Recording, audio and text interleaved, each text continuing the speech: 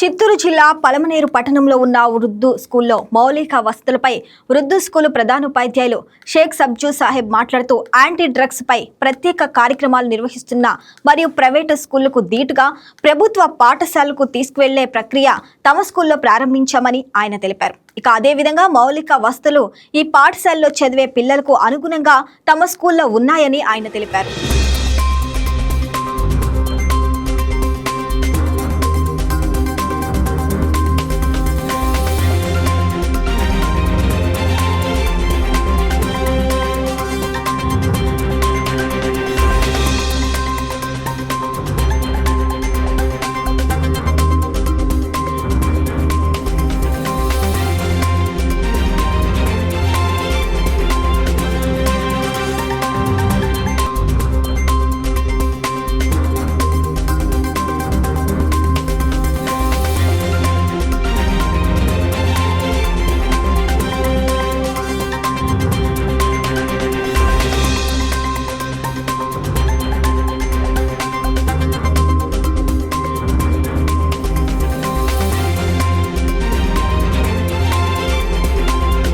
అందరికీ నమస్కారం. నా పేరు షేక్ సబ్జూ సాహెబ్. జిల్లా పరిషత్ ఉర్దూ ఉన్నత పాఠశాల పలమనేరు నందు ప్రధానోపాధ్యాయుడిగా పనిచేస్తున్నాను. మొన్న జూన్లో జరిగిన ప్రమోషన్స్లో గ్రేడ్ 2 ప్రధానోపాధ్యాయునిగా ప్రమోషన్ తీసుకొని ఈ పాఠశాలలో జూన్లో చేరడం జరిగింది. అంతకుముందు 10వ తరగతి పరీక్షల్లో మార్చిలో జరిగిన పరీక్షల్లో తర్వాత జూన్ ఇవి రెండు కలిపి 100% రిజల్ట్ గత స్టాఫ్ అందరూ కలిసి సాధించడం జరిగింది. అదేవిధంగా ఈ సంవత్సరము మనకు 10వ తరగతిలో 40 మంది విద్యార్థులు రాబో 2026 మార్చ్ 10వ తరగతి పరీక్షలకు సన్నద్ధమవుతున్నారు. అందులో కూడా 100% ఉత్తీర్ణత సాధించాలని ఉపాధ్యాయులందరూ కృషి చేస్తున్నారు.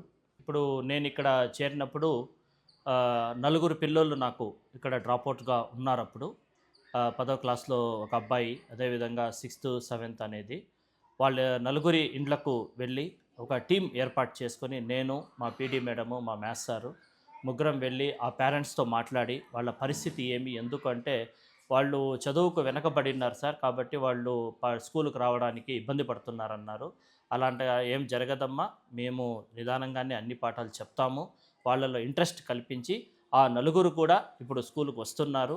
ఇప్పుడు ఈ పాఠశాలలో డ్రాప్అవుట్స్ అనేది 0 అండి. డ్రాప్అవుట్స్ ఎవరు లేరు. 117 మంది నాకు ఎన్రోల్మెంట్ ఉన్నారు. 117 మంది అటెండెన్స్లోనూ ఉన్నారు. అందరూ స్కూల్కి వస్తున్నారు. గత 3 సంవత్సరాల నుంచి నాడు నేడు అనే ప్రోగ్రాంలో పాఠశాలకు కావాల్సిన అమ్మాయిలకు మరుగుదొడ్లు అయితేనేమి, అబ్బాయిలకు మరుగుదొడ్లు అయితేనేమి ఇంతకు ముందు ఉన్న వాటిని రినోవేషన్ చేసి కొత్తవి 8 చొప్పున కట్టించడం జరిగింది. అదేవిధంగా అడిషనల్ క్లాస్ రూమ్స్ అనేసి కూడా స్టార్ట్ చేశారు వరకు.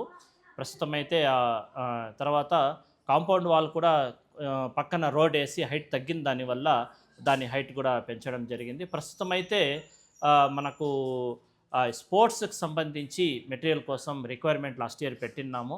అది కూడా స్పోర్ట్స్ మెటీరియల్ శాంక్షన్ అయింది, అది కూడా వచ్చేది ఉంది. దాంతోపాటు మా కమిటీ సభ్యులు, మా డోనర్స్తో కలిసి వాటికి కావాల్సిన పోల్స్ కూడా మేము అరేంజ్ చేసుకున్నాము. నెక్స్ట్ ఏమంటే వాచ్మెన్ కూడా ఇచ్చి ఉన్నారు.